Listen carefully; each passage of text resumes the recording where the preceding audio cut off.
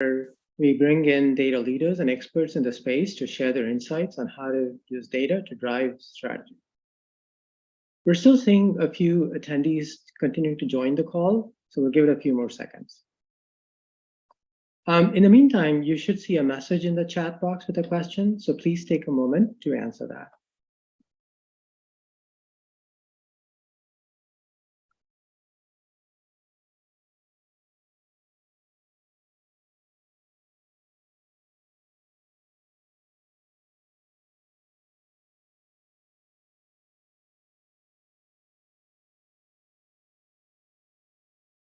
And if you're just joining the call, welcome to Pragmatic Institute's Data Chat series.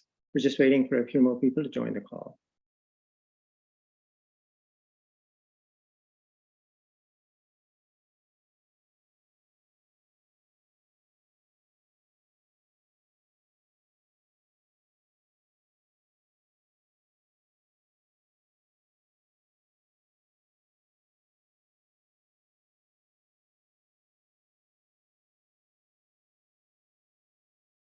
And if you haven't answered the question in the chat box, please take a moment to answer that.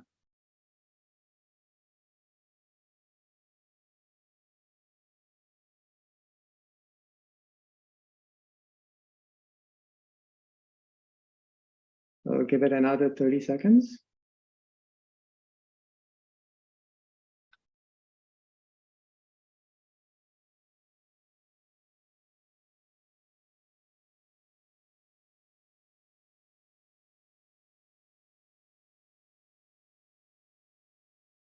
We'll start shortly.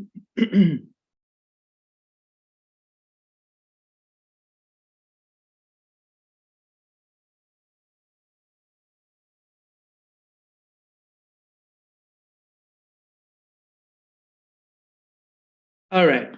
Welcome, folks, to Pragmatic Institute's Data Chat series, where we bring in data leaders and experts in the space to share their insights on how to use data to drive business strategy. I'm Harish Krishnamurthy, President of Pragmatic Data and the Data Incubator, and the host for today's event. As many of you know, Pragmatic Institute is the transformational partner for today's businesses. We deliver immediate impact through practical and actionable training. Our focus is on helping organizations harness the power of data to drive business success. We provide individuals and teams with hands-on, practical, actionable guidance and a business-oriented approach that empowers them to tackle challenges and make data-driven decisions. Before we get started, a couple of housekeeping items.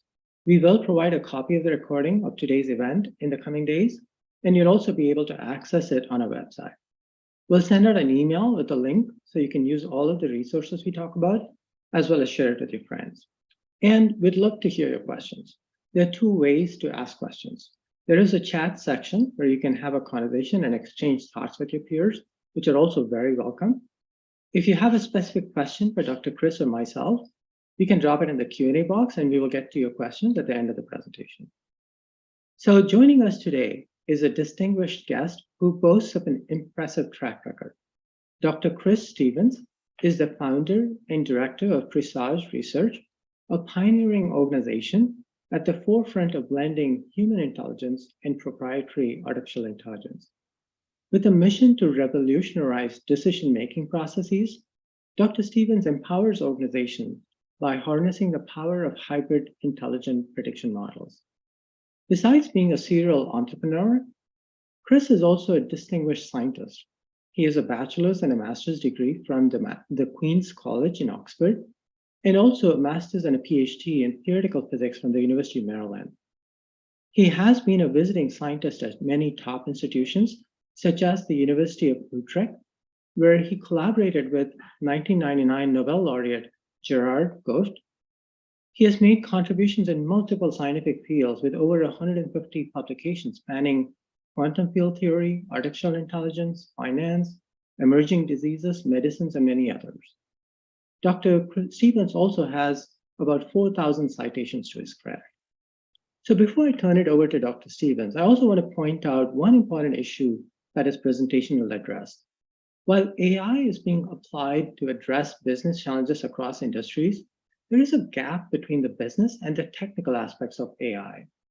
To achieve ROI on AI investments, it's not only important to develop a sophisticated AI model to predict outcomes, but it is super critical to ensure that there is very strong alignment with the business objectives for the AI project.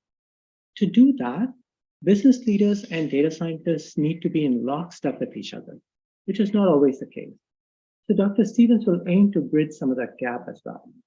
With that, I'm now going to turn to Dr. Stevens. Welcome. Thanks, Harish. It's incredibly exciting to be able to have this opportunity and speak to a distinguished audience about what I think is a very important, relevant, and emerging field in many ways. I'm going to start off by trying to say, well, there'll be three kind of questions we'll be trying to address implicitly and explicitly throughout the rest of the webinar that I think are very relevant for how an organization can think about how to secure business results from AI investments. I think there's a lot of investment that kind of ends up being kind of wasted. And the three questions there: how do we align the data science models and business objectives appropriately? How do we bridge the gap from the human resource point of view between data scientists and business leaders? And then finally, which is the theme of the entire talk, how do we leverage both artificial intelligence and human intelligence effectively? From the point of view of the human element, one kind of overarching theme I'd like to sort of emphasize here is in academia, we have a very strong distinction between the notion of multidisciplinary research, interdisciplinary research, and transdisciplinary research. And really, the difference between one and the other is whether the whole is bigger than the sum of the parts. And my experience in more than 20 years of working with different businesses from Fortune 500 to small startups is the vast majority of business is multidisciplinary. If you want to put it in another type of language, it means business is incredibly siloed, where there is little basically synergy promoted or apparent between one group and another. And I think this is especially true at the minute between, say, AI, the IT part of a business, and its counterpart in the sense of what to do with the digital data that's now vastly available for most organizations in the roles of data scientists and AI experts. And then at the other side, we have who are the business decision makers. And I think there's so much scope in just about all basically organizations for trying to make a more efficient use in, let's call it, an interdisciplinary sense between these different profiles.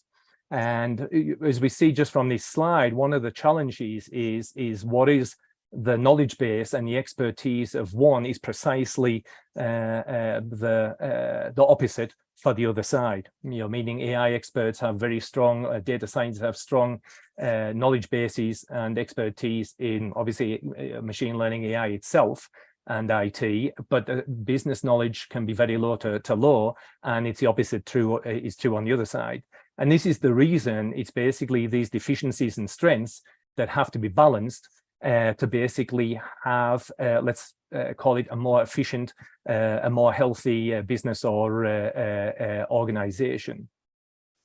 Another way to put this, colloquially, that is something I always like to use, is it's the famous myth of the blind man and the elephant, whereby you can think of the health or the ROI, depending if we want to put a specific KPI to it for your business, and how the different components of your business, both in terms of, say, departments, say marketing or sales or whatever, and the different profiles of person, in other words, data scientists, again, business decision makers, et cetera, are all seeing, in some sense, a particular aspect of the elephant, let's call it, in a sense of, one looking at the leg and thinking it's a tree trunk, etc., another looking at the tusk thinking it's a spear, another, etc.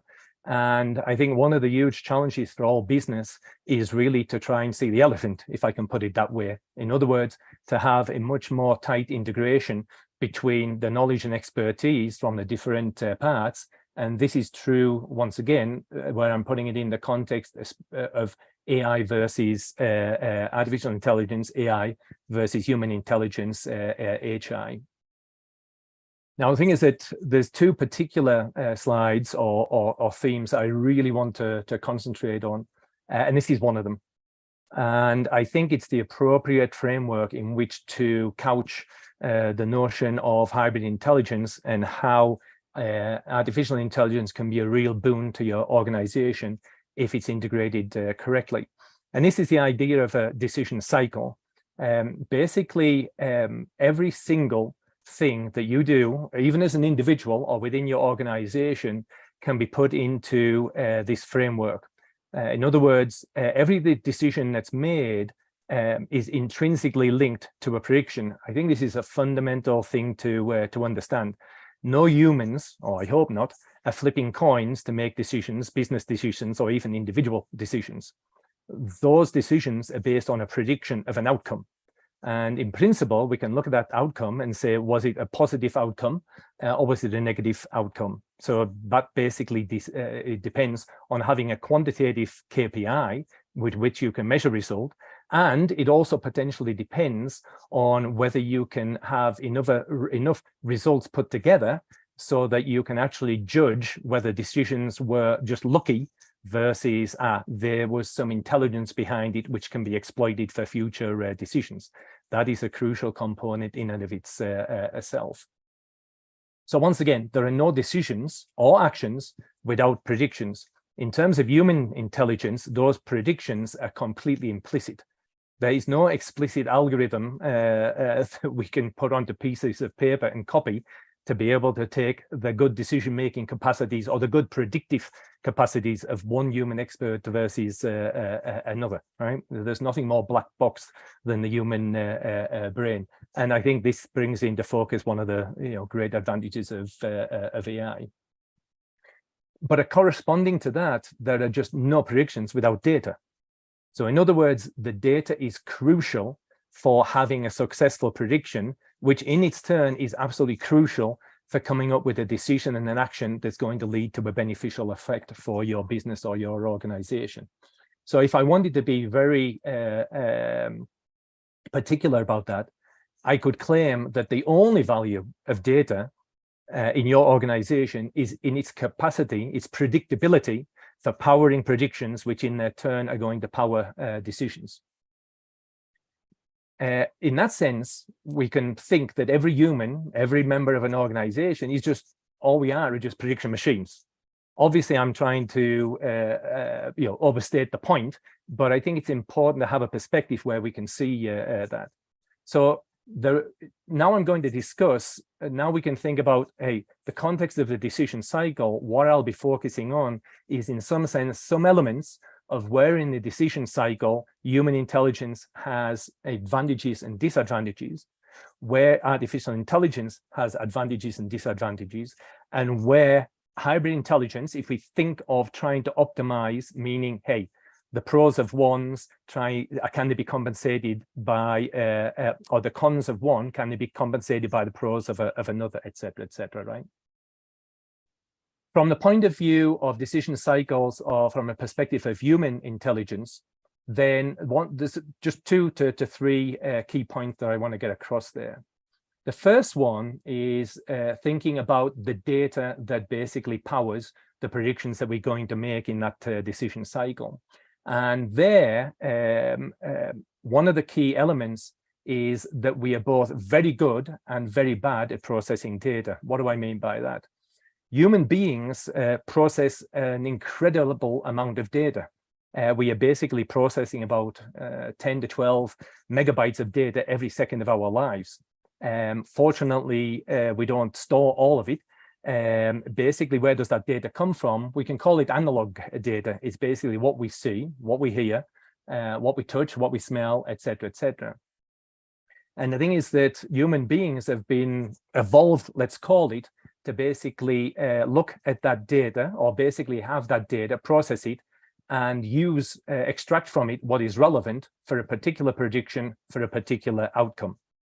Now, the thing is that in the last, we could claim from the invention of writing, but much more importantly from the invention of digital storage media, whereby the quantity of information available to humanity has just gone up exponentially. One of the great problems is when we go to symbolic data, and I'm not talking about necessarily digital data itself, just writing, for instance, our processing speeds are incredibly low. Nobody can read more than about 5 words per second. So we're talking about 50 bytes per second. So what that means is that if we're looking at the world, trying to extract data to make more informed predictions, to make better decisions, then we've got a huge problem when we look at the extreme quantities of data, and especially symbolic data first, but then digital data where we don't even speak database, if I can put it that way. The third point there, or the second point, is that in spite of that, what human beings can do from the point of view of human intelligence is use very small amounts of data and very sophisticated, let's call them mental models or prediction models with small amounts of data to extrapolate to new situations with great skill. That's what we tend to call people when they have, oh, that guy's got great intuition, he's got great expertise, et cetera, et cetera. And that's another advantage. The other great advantage that we have is that we can put value and we can put meaning to data. And the thing is, I'll speak to that a bit more when we go to the question of what are the advantages and disadvantages of artificial intelligence. When we go to artificial intelligence, obviously a huge advantage of artificial intelligence is the idea that it's completely suited to work in the digital world.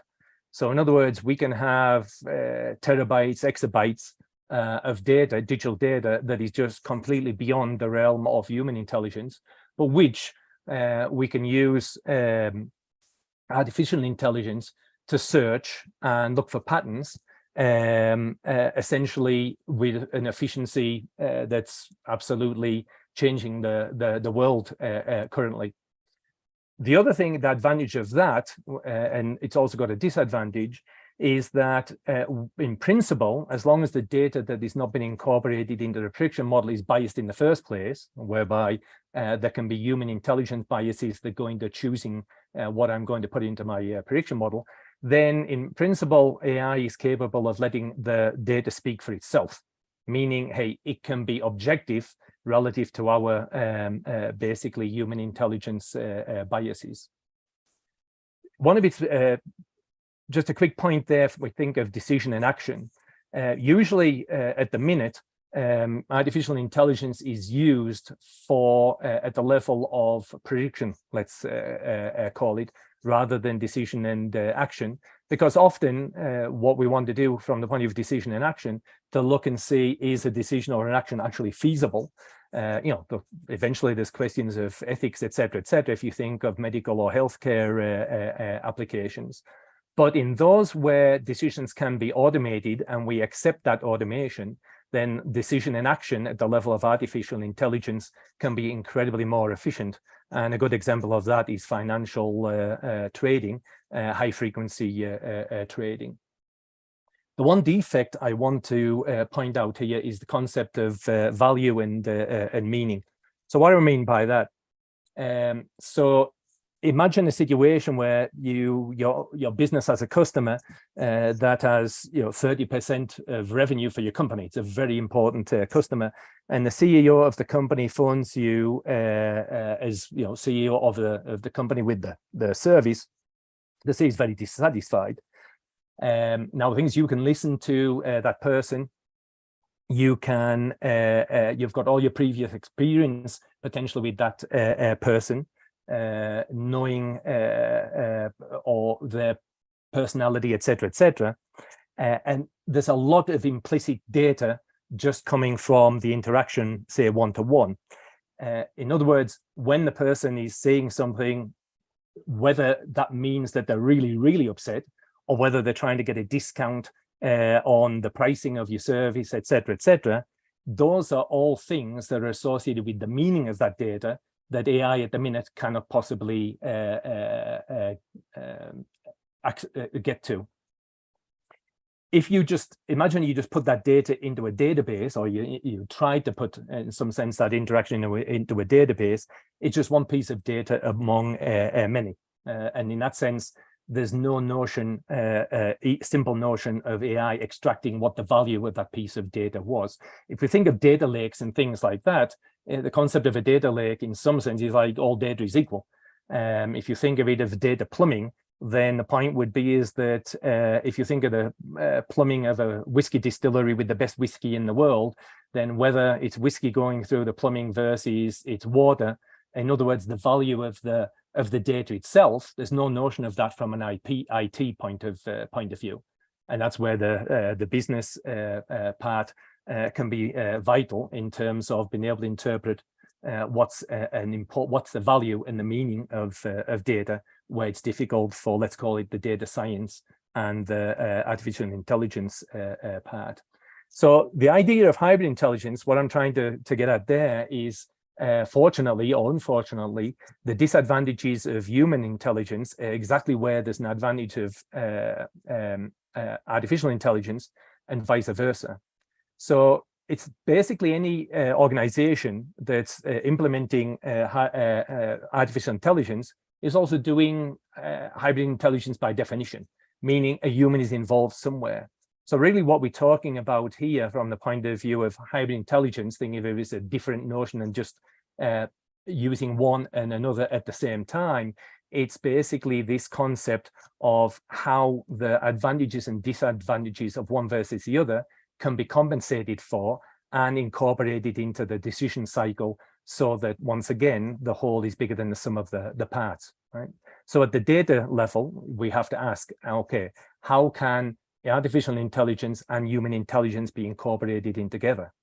How at the value and the meaning part can they basically be integrated together at the prediction part, the decision part, the action part, and the result part? So in other words, hybrid intelligence is not just a question of saying having one AI model at the level of prediction and all the rest is basically just human intelligence. It's really to do with looking at each fundamental component of the decision cycle and saying, how can I mix together in an optimal way the two different types of intelligence? In the rest of the talk, what I wanted to do was really to focus on basically two use cases that come from projects, real-world projects that my company has had in the past. One is going to be associated with customer life cycle, and the other one is going to be a healthcare setting. But before drilling down into the specific use cases themselves, I just want to give let's call it an umbrella point of view that looks at use cases in general, let's call it, but thinking of the two use cases as setting a particular, let's say, a question I want to pose from the business point of view, and then let's call it the data science point of view, or let's call it the AI point of view. So the business point of view, so here let's think of, I always think of the business point of view if business wants to know the answer to questions. In that sense, we'll basically see that that's really associated with having a prediction model. But obviously some key questions, if you think of any customer lifecycle process, is basically, for instance, who's going to buy my product or service? Who's most likely to buy my product or service? If you're in a healthcare setting, a hospital setting, a health insurance company setting, a managed care company setting, you want to know who's going to get sicker, right? Then those are who questions. So inevitably, there's always a who in any basically business decision cycle setting. Then the other one is, let's go to what.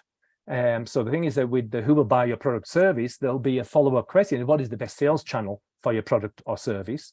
And the follow-up question can then be put into, what is the best sales channel for your product or service for a particular who, right? That's one of the key questions there. And then from, let's call it the generic healthcare setting, what treatment is most appropriate for a particular disease? So there's a set of what questions. Then we'll have a set of where questions. For instance, where can you find good sales prospects? So in other words, here's the who will buy your product or service. Well, where can you find them? Right? Another one in the healthcare setting might be, where's the highest risk of a disease? And then finally, there's a set of when questions, which we can think of as timing decisions for, say, actions. When should you start, for instance, a new marketing campaign? When will there be, basically, we've done a lot of work with COVID prediction, then obviously it was a very important question during the pandemic to know, okay, where am I going to have an increase in COVID cases or COVID deaths, et cetera, et cetera. So that's the business view. So in other words, the business view is saying, okay, I want to know the answers to these questions. So the thing is that what I want to do is to be able to take that and put it into a data science perspective. And the data science perspective is going to be based on the following notion, let's call it AI notion of classification. So in other words, when I ask who will buy your product or service, I'm thinking there's a large set of possible buyers, and I want to know who will buy. So in other words, that's a subset of all the possible buyers. The other one is like, who will get sicker? Well, of all the people in my insurance plan, who is going to likely get much sicker? It's a subgroup of the people in your insurance plan. So the point would be is that I can call that a group of interest. We're going to call it a class of interest.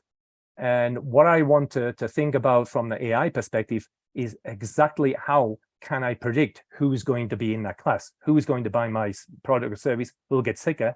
And the same thing is true for all the other questions, the what's, the where's, and the when's. In that sense, independently, we've got a human intelligence-based prediction model or an artificial intelligence-based prediction model. Then what we've got is we've got to make that prediction model. It's implicit in the terms of human intelligence. And what we want for an artificial intelligence model is to make it explicit and algorithmic. Right? And I'm not going to present specific AI models. I'll present specific results from AI models. But what I want to do is just present the notion of how do we address the problem from the point of view of business versus data science. So essentially what we're trying to do is estimate the probability or estimate the likelihood that someone will buy my product or service. And then the thing is that on what am I going to base that estimation? Okay, once I've got that estimation, then my decision becomes always a binary thing. Well, if the estimation is high, then I'll do action A. If the estimation says low, I won't do action A or the intervention. I'll put this treatment plan forward, or I won't put this treatment plan forward, for example. Or I will market to these people, or I won't market to these people. So this explicit use case, first use case, is one whereby it was a private for-profit educational institution where basically they had a sales funnel whereby for every 100 prospects they got, only 2.5 ended up giving them an income. So in other words, there was a life cycle there that was going from prospect to enrollee to student to graduate to employed after being graduated. In that sense, each one of those is, let's call it a class of interest.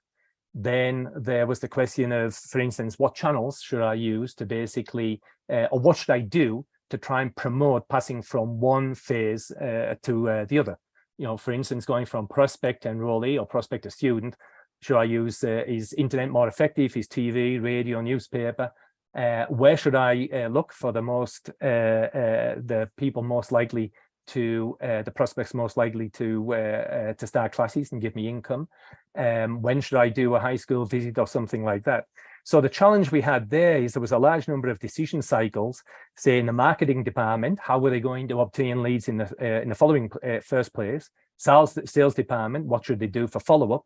Financial aid department, how do they best package potentially a particular student? So there was a rich student history with multiple touch points that could all be grist for the mill of for basically AI models. But back to this siloing, every single department here was basically siloed from the following point of view. Sales would complain that marketing was giving them low quality leads, and marketing would complain that sales was not doing a good job with the wonderful leads that they were being sent. Obviously, it's a universal problem in many organizations. Okay. So the other thing I want to concentrate on here is the idea of what should AI be giving out to you so you can incorporate it into decision cycles to make better decisions for the organization. And there's three different things I want to, perspectives I want to focus on. For me, the fundamental one is the idea of, can I make money off this person or not? So here the idea is, if I know what I'm going to earn, let's call it, hey, for my product sale or my service sale, I have an income I, then the thing is, it's a fundamental thing to say for a very particular individual, and this individual, let's call them, describe them by this profile X, which could be a large number of potential variables, depending on what you've got at hand. And I'm going to think of an intervention J that can help me to basically either augment that probability, as we will see in a second, or not. And then C of J is just what it costs me for that intervention, right? So my net profit for that individual is just the expected profit. If I've got $1,000 and it's a 10% probability that this person will start classes, then the expected value is $100. So if my cost for that person, in the sense of the person came in through television channels, then the point would be is that my net gain is $54, right? The point would be is that if the probability is just 1%, my expected income is just $1 or $10. And then if my cost is $46, then I got a net loss of $30. So the thing is, what this is saying is you can quantify at the individual level, basically what income or what is the benefit I'm going to have from a given individual, and then you can say, what should I do about it, right? Okay, so the key component there is the probability that this person will go from one stage on that life cycle to the other. So let's think about, once again, going from be a prospect to somebody who's a paying student. Now, the thing is that I could have a model where I'm just flipping a coin, right? Say it's 50-50 chance this guy is going to start. Obviously, that's a bad model when it's only a 2.5% chance in reality that the person is going to start. I could have, let's call it, a low probability, a low discrimination model, that's the red line, whereby I can see there's a difference when I map my AI output. So the thing is, what we thinking of here is your AI output is some, let's call it score for this person, right? It's a measure from all the AI model, that wonderful AI model that you've used, that spits out a number, which then can be mapped into these, what is the probability of conversion. So the thing is that down at the left-hand end, you have got people, these people are very, very low probability to start. You can think of them as rejectors from the point of view of a product or service. And then at the other end, you've got people who are extremely likely to start, and you can think of those from a product or service point of view as loyals, right? Now, the thing is that the concept of an intervention there is that potentially what I want to do, if it's a good intervention, is to move people up to higher probability. Yeah. But the point would be is that if I take the who on the left-hand side, I might have an intervention. It could be quite expensive. And the point would be is I might increase the probability of starting from 1 to 2%. That I can go back to my ROI formula and go, no. Yeah, that's not going to make me any more money. In fact, I'm going to be losing money. I can go, the counterpart of that is I can go to the top, the loyal, as we might call it, and it goes from 95% to 97%. But then it's kind of a waste of money having the intervention because they were going to start anyway. So in some sense, the sweet spot is in the middle, whereby you say had somebody who was at a 30% level and you have the intervention and they go up to an 80% level, right? So from the business point of view, we can go on the first thing, what is the probability of each prospect to convert at each stage? But then the crucial part is to come up with an AI model for that probability function. And that tells you several things that are vital from the business point of view. Which prospects should we focus on? What actions can we take to improve the likelihood of conversion? When should we intervene, and how should we intervene? Yeah. Then the next point is really to do with quality, the fundamental thing of quality versus quantity. So here we're saying I can go and evaluate the ROI of an individual. Then I can go to that individual and calculate what the probability is to basically come up with an action that's going to benefit my organization. But then I need to ask, well, how many of those people do I have? Right? So it's wonderful to go, hey, it's a fantastic prospect we have here, certain to start. What's the bad news? That 99% of our prospects are lousy down at the left-hand side, and a very small number, a very high score at the other side. So basically those curves, Gaussian-like looking curves, are showing what the typical situation is. You have large numbers of, let's call them mediocre leads, and a small number of basically high probability leads, where the yellow and green curves there are associated with what the probability is that a particular lead with a particular score, we've normalized the score there, is going to start. So the point would be is that the challenge of your organization, if I'm thinking of it from a population, let's call it a prospects point of view, is to use calculating or estimating the ROI at the individual level, then summing it up to basically say, what should I do at the population level? It'll also tell you vitally what's happening from month to month with your population. Am I getting better leads, worse leads, et cetera, right? So in other words, do we have enough leads to meet our revenue objectives? What are causal factors for conversion, non-conversion? What factors are actionable, et cetera? The counterpart in healthcare is basically, we can go through the same steps. It's very similar. That's to do with the universality, let's call it, of the decision cycle. Here, what we were doing, or we're still doing, is working with a managed care company, where really what they need to do is to focus on, okay, who's going to be the highest cost members, and how can I bring their costs down, right? So in other words, you need to reduce member medical costs, and at the same time, obviously, from an ethical point of view, you want to improve outcomes, make them healthier. And there's analogs of the who, what, where, and when questions there, exactly the same as the customer life cycle. So in other words, just as we can basically say there's a class of interest for enrollee, etc., start, prospect, what we can do is the same here. And for instance, one that's important is, hey, okay, tell me the 10% of members who are going to be the highest cost, because I need to know, first of all, who they're going to be, so I can focus attention on those. And I also need to know what the bottom line is from the point of view of what are my risk of losing a lot of money versus gaining a lot of money. So once again, obviously, as the patients or the members go with the company, and this is a company that's very adept from a digital point of view, that tries to keep track of a lot of data for these members, then the thing is that the amount of data we have about the members grows in time. And as it grows in time, you can be more, with the AI part, the richer the data, the more likely you are to be able to make a more predictive, more precise prediction. And once again, we can go through the same process as we did for the life cycle example, whereby, for instance, there's, let's call it an ROI, whereas in this case, the equivalent of ROI is rather what I'm going to lose.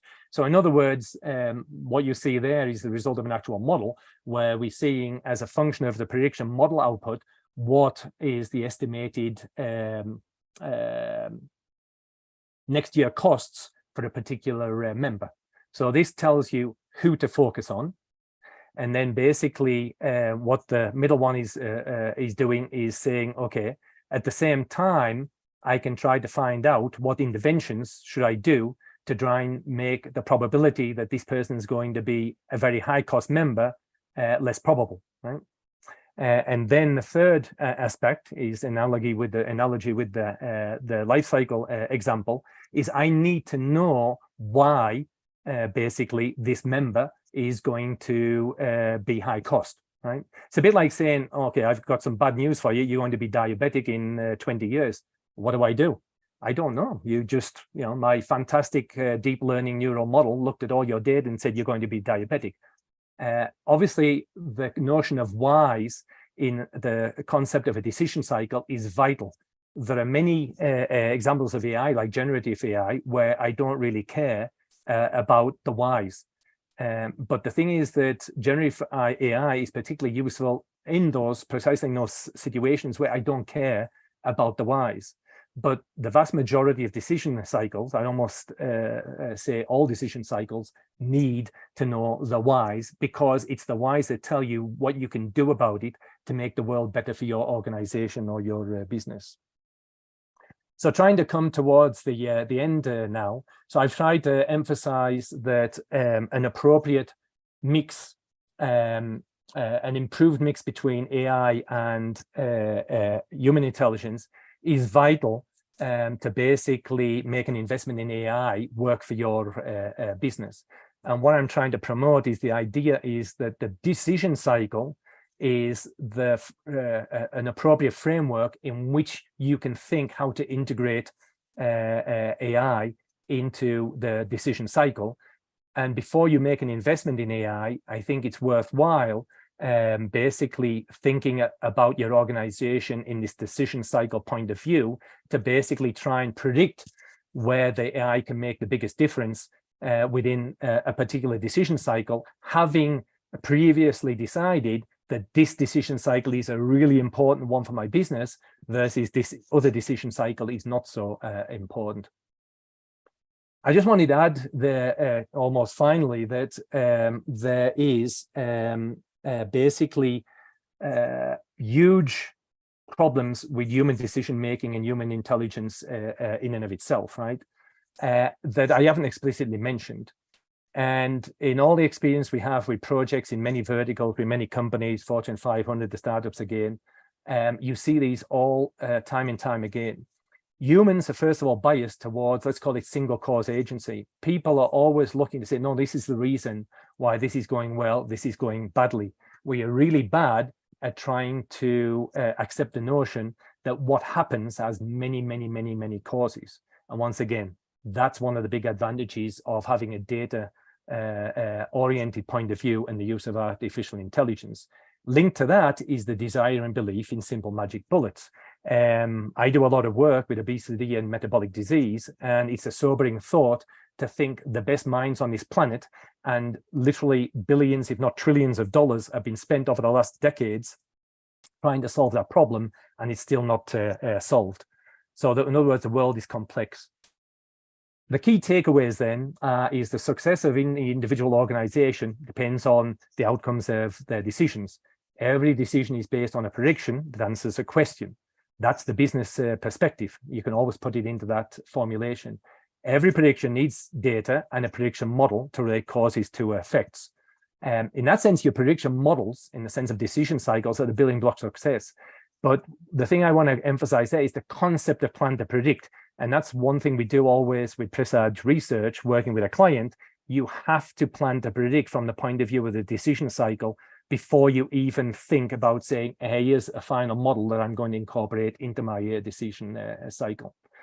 And then the other final point is when many decisions are being made, you need many prediction models. So in other words, you need to have a framework in which you can have an AI model and another, and another, and another, and another. You need to be able to have the capacity to generate them quickly in a white box, not black box form, and incorporate them into your decision cycles with efficiency. And with that, I really thank you for your attention, and I'll leave it there. Thank you, Dr. Stevens. That was fascinating. There were several takeaways. One in particular that stood out to me was that while AI can make great predictions, it cannot effectively do a root cause analysis or address the whys. So human intelligence is needed to interpret the predictions and also determine if it's causal or not and if it's actionable. This requires not just human intelligence, but requires different functions within the organization to come together and interpret the insights and predictions and then take an action. That alignment within organizations is critical to achieve business results. So that's fascinating. We're looking forward to hearing your questions. Please post your questions in the Q&A. It's the best place to keep track of the questions. We have several questions. Before I get to them, a couple of quick points. If we can go to the next slide. As a quick heads up, if you're interested in learning more about how to leverage data science effectively from a business perspective, understand how business leaders and data practitioners contribute at each stage of data projects, our upcoming session of data science for business leaders may be a great program for you to consider. Here, you learn how to gain powerful insights to drive business results for your organization. You should see a link in your chat box for more information. You can go to the next chart. On the technical side, if you're looking to gain in-depth data science skills, our hands-on immersive data science bootcamp is tailored for those with a passion for data and are looking to make an impact. We'll work on real-world projects that showcase your data science skills to solve real-world business problems.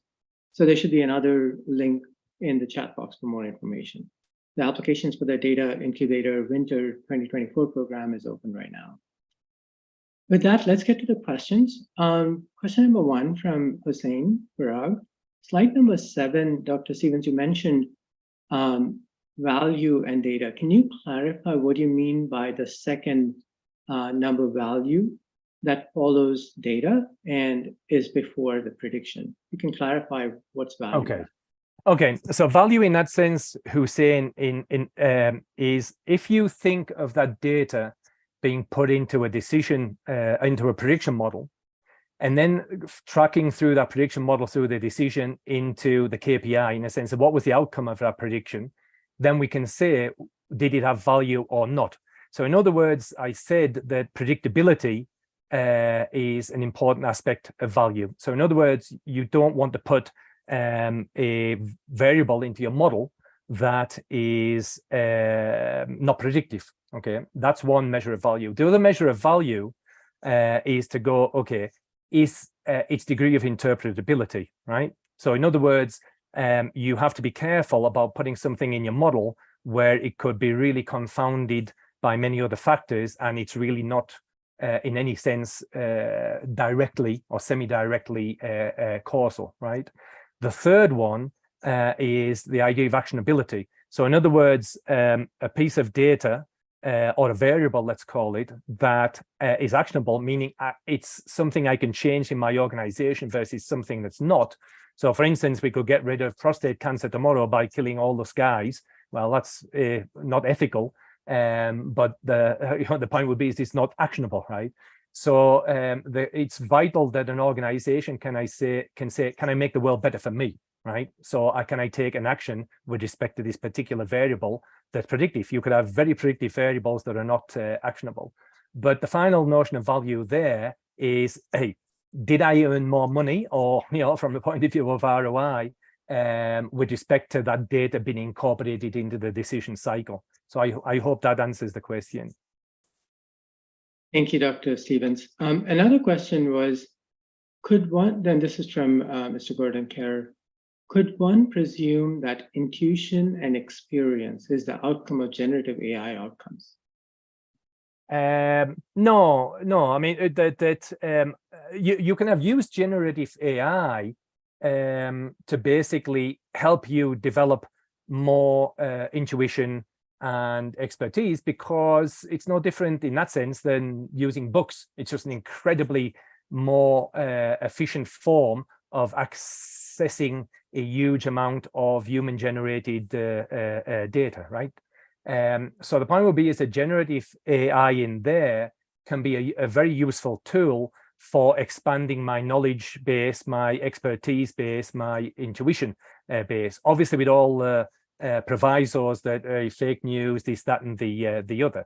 But really, I would much more say that intuition expertise come from action of the human in the real world, right? So in other words, working with ChatGPT, let's call it, or something, or generative AI is a passive experience, right? From that point of view. So the thing is, it can be a tool to basically augment, in some sense, your intuition, expertise, etc., like reading a really great textbook. But the point would be is that there's no substitute for intuition, intuition or expertise. That's why we pay a lot of money to people who are really good at what they do. Thank you. There's another question from Sir Russell Cohen. Given businesses and business intelligence have been around long before AI was available to aid decision making, do we have any evidence that this hybrid intelligence leads to better decision outcomes? And a part of, I think, what he's asking also is what is different about hybrid intelligence versus using data to inform decision making? Yeah, I think business intelligence in that sense is not artificial intelligence, right? There's nothing predictive about business intelligence. What basically business intelligence is saying, I give up. I can't look at 2 terabytes of data and as a human being, as a business analyst, and make sense of it. So what I'm going to do, I'm going to make some biased decisions to go, what I want to see is a graph of X against Y and Z, and go, now I see, right? So in other words, we're using our visual capacity. The point would be is that the only thing we can deal with is analog data, and we're looking at that graph, and then we're using all our intuition, expertise, etc., and thinking of a prediction model based on that graph, or looking at a table of 3 columns or something like that. So in other words, business intelligence is just distilling down these terabytes of data into a few summary points that we then think we can incorporate into our predictions and our decision making. But it's just left on the table, all the terabytes of data and the potential value in there, that it's only AI that can really come up with. So that's the difference. Thank you, Dr. Stevens. There's another question from Mr. Mohammed Assad. I think he's asking, can we compare AI versus data scientists? And I think he's trying to compare live versus static assessment, sorry. Okay, can you say that? I didn't fully understand that one, Irish. Can you say it again? Yeah, I think what Mr. Mohammed is asking is, how do you compare AI versus a data science or data scientist? And then a second part of that is comparing live assessment versus static assessment. Okay. Well, first of all, data science versus a data scientist versus AI. I mean, basically, AI is a tool in some sense for the data scientist, right? So, it's like, as an academic tool, it's a theoretical physicist by training. If somebody asked me, data science, well, it makes me laugh a little bit because, what science isn't data, right? So in other words, when Tycho Brahe was looking at the stars and writing down the positions on a piece of paper, that was data science, right? The difference we have now is the data is digital rather than, let's call it analog.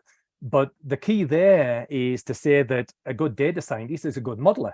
Basically, from the decision cycle point of view, what we're trying to do is model this business, right? Or model this organization, or model what's happening to it. And so, data science is just a word or a phrase that a label that we apply to a certain profile of human, let's call it, that has a certain capacity with respect to digital data, using a bit of AI, this, that, and the other, right? Basically, from that point of view, AI is a tool for the data scientist, the modeler, whoever wants to use it, right? Now, things with static and live assessment. What I don't get there is live assessment or static assessment of what. So I don't know whether Mohammed can put that in the chat or. Yeah, if Mohammed, if you could clarify your question, and I think the question is also about potentially comparing live dynamic model data analysis versus. Okay. If it is that, then the point would be is that that's once again where the type of AI you use makes a huge difference, right? I cut out, because of time reasons, talking about the Bayesian framework. But really what you need to know is if the world is changing, you need to have models that change too, right? That's the point. The example I'll often give is like, if you make a prediction model, the best thing you can do is invalidate your own prediction model, right? Because you want to intervene in the world so that it is better for you. And once you've got a world that's now better for you, it's a different world than the world you started with. And in principle, you need to remodel, right? So it's vital there to have models that can adapt in the light of changing data. And then it depends on the actual context of the specific project, the thing you're modeling. Is it something that's highly dynamic, highly, like financial markets or something like that? Or is it something that's very static, right? Where, the relationships between the predictors and the predicted isn't really changing in time, right? And that's where human intelligence can play a role too, right? To understand that better. Okay. Are there any other questions?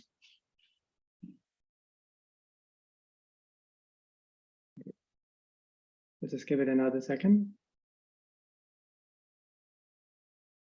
And I think Mohammed's question is, for example, in healthcare or in healthcare finance, in healthcare, dashboards are used often, and often human decisions are made based on graphs or statistical measures shown on the dashboard. Mm-hmm. So I think that's, go ahead. Yeah, so that's back to the question, Mohammed, about using business intelligence, right? So the point would be is that you look at those graphs, you look at those statistics, but what I would claim is that those, before the decision, any decision is made based on those statistics, et cetera, a prediction model is formulated, but it's formulated in a completely implicit black box way within the decision makers or the decision maker and their advisors, let's call them, thinking, right? So the point would be is that that's not the same as taking all the data, allowing it to speak for itself in the sense of saying, here's an AI prediction model that basically goes through what data is predictive, what data is not predictive, et cetera, and then incorporating that into the recommendation for a specific decision from which the decision maker can go, okay, yeah, this is the decision I'm going to make, absolutely based on the prediction model that's AI based, not in terms of human intuition and just looking at a couple of graphs, right? So I hope that clarifies that. So the point would be is that if I had to say it, one of the things we push is the idea of predictive BI, right? So there's BI that's just looking at what happened, and then there's potentially predictive BI, which it kind of, in some sense doesn't exist. But I realize that BI is really popular it makes people comfortable, right? Working with it. So predictive BI is the concept of, no, if I'm seeing a dashboard, I'm going to make it a predictive dashboard. It's not just saying what's happened, it's saying what's going to happen, right? And so, we have examples of that we've developed and we use. We have one more question, and I think we just a couple of minutes left, so I'll get to that quickly. Question from Russell. Do you think there is a unique role for generative AI in hybrid intelligence rather than just predicting outcomes to inform actions? Yeah, I mean, there certainly will be, right? So the point would be is that, I have my human intelligence biases of what area of artificial intelligence, what framework, let's call it, is most appropriate for viewing the world from the perspective of the decision cycle, right? Now, the point would be is that I haven't deeply thought about, now I see how generative AI enters there. I'm certain that there are many applications, right? So the point would be is that, let me give you an example where I can think I would use it. So I could use, let's call it, deep learning or something like that for saying image recognition or something like that in medical diagnostics. But then what I'd want to do, so you could look at that from an augmented human intelligence point of view, of the doctor can look at it, say, hey, this is what the AI says about the likelihood that this is a cancerous growth, and then incorporate that into the human decision making, right? But the point would be is that what I prefer to do is to say, I will now use that generative or the deep learning let's call it model, as one component in another AI model that's in this Bayesian sense that not only incorporates what that says, but incorporates what other diagnoses, diagnostic data there is there, that all the person's clinical trajectory, their antecedents, etc. What I would claim is that the role of AI in that sense is to include other AI as potential variables that are going to be used in the end decision. So in other words, what you have to be able to do is to go, okay, this generative AI output, where does it fit into my decision cycle, right? And so if you can think of an application where, oh no, I see exactly how it fits in, then I would say it's helping in have better decision cycles, right? Thank you, Dr. Stevens. There was one more question about, do we have a capability maturity model? And actually we do. Pragmatic, we have published a maturity model and a data maturity model. And so that can be used to assess different departments within the organization to see where they are in the maturity model. So I'll make sure that we include a link to the maturity model so that you can use this when the slides for this presentation are sent out. We're right at the end of the webinar, so I do want to thank everyone for joining, and particularly thanks to Dr. Chris Stevens for presenting here at our webinar. Thank you very much. Have a great rest of the week. Thanks, everybody.